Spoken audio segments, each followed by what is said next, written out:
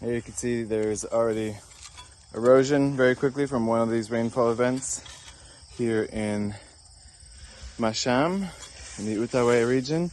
What we're doing is just a rolling dip which cuts across the two flows. So there's one flow coming down from this area and one flow coming down from the garage. So we're intercepting the flow with a rolling dip which starts out as a trench but ends up looking like a very gradual speed bump. I put my hand up on your hip. When I dip, you dip, we dip. You put your hand up on my hip.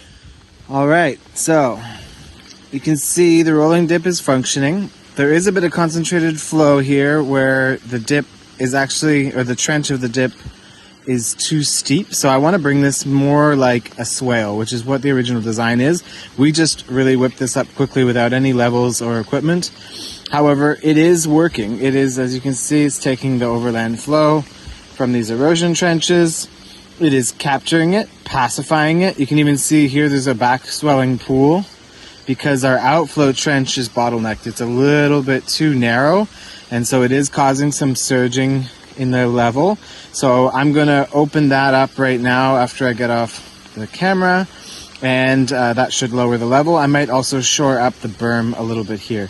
Now this rolling dip is a very quick fix because this rainstorm was coming and we hadn't had time to finish this project properly.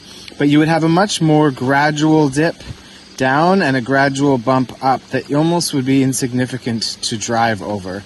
It's not meant to be like a speed bump. It's meant to be much more gradual in the way that it feels when you ride over it. So much closer to level and a wider berm in certain areas and a bigger outflow. And that's how we're going to tweak this rolling dip permaculture water management strategy.